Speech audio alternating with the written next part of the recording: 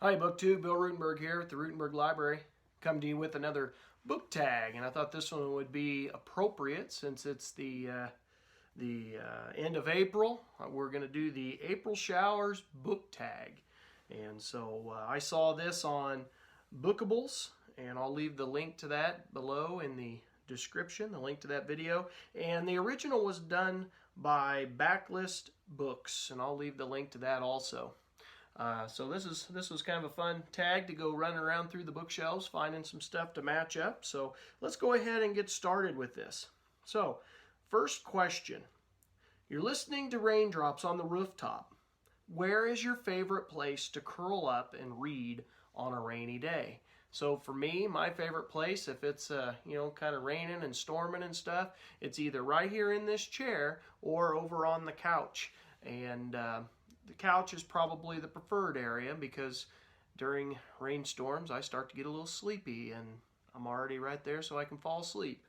Doesn't work quite so easy in this chair, but anyway, that's where I go for my curling up on a rainy day. Question number 2. The smell of spring rain fills the air. Name a book with rain or a storm on the cover. And so I chose Michael Crichton's State of Fear, and you can see the lightning bolt down the center of the book. This was a great book. I'm a huge Michael Crichton fan, so I would definitely recommend this one. Might be a reread sometime and maybe give a little book review on that. But there's your cover with the storm.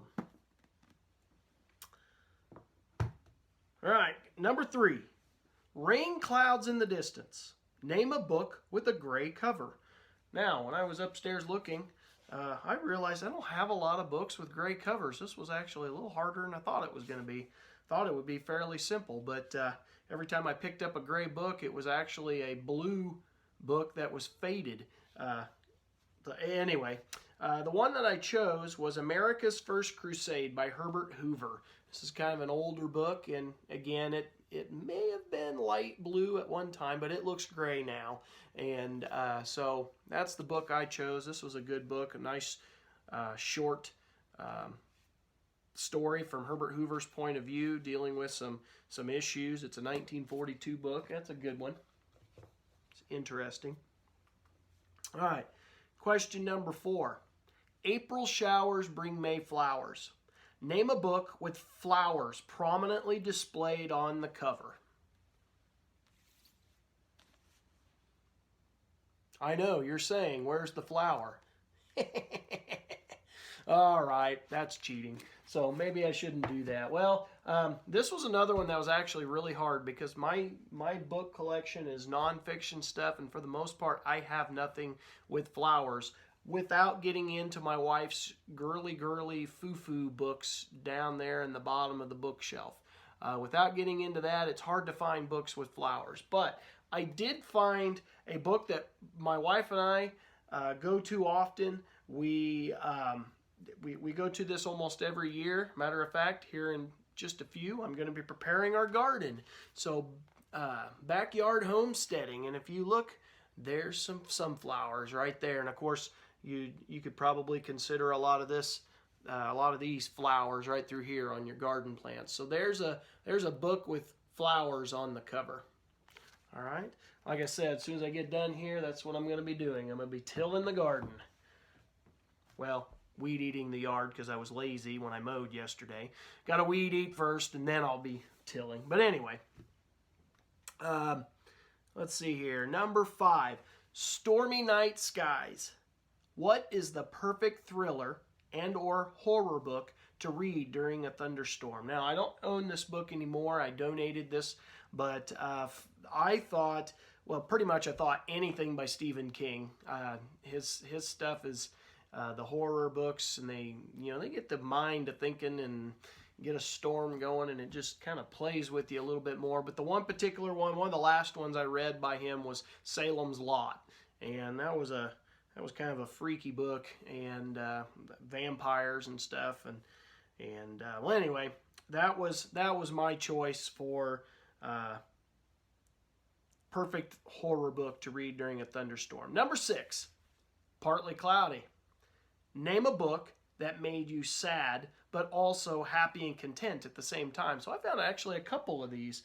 And the first one, some of you may be familiar with it, is Dear John by Nicholas Sparks, about a guy who's in the military and he meets the love of his life. And so we got some happy, and I don't want to spoil the book, so just trust me, there's some sad in the book.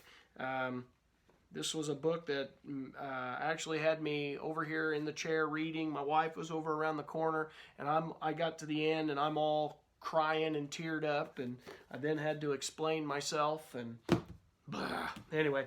All right, and then the other one I chose was Cold Mountain by Charles Frazier, and some of you may be familiar with that. They made a really good movie out of this. Nicole Kidman was the main female, and then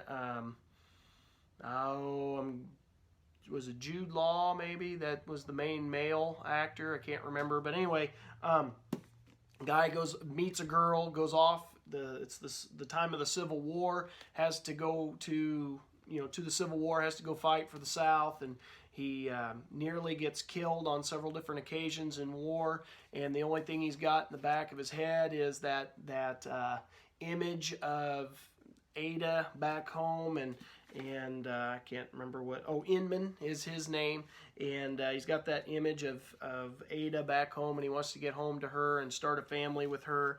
And so we've got the happiness of them being together, and then the sadness. And I don't want to spoil the book, and so I'm not going to tell you the sad. You're going to have to take my word on that if you have not read it. Both of those are very, very good reads. I highly recommend them. Number 7, The Morning Dew.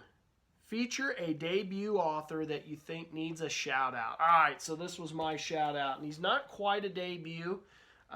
He's about ready to have his second book come out. Matter of fact, his first one came out in 2013, but it's my uncle, Verl Salmon, and he wrote this book on the 145th Pennsylvania Volunteers, and it's their trip through the Civil War, and the second volume should be coming out soon, and it is going to take it clear to Appomattox Courthouse. And this is a whole lot of first-hand accounts, the letters, diaries, and detailed reports and stuff. My uncle took several trips to Washington, D.C. to find stuff. He had people in the area where he lives in Erie, Pennsylvania.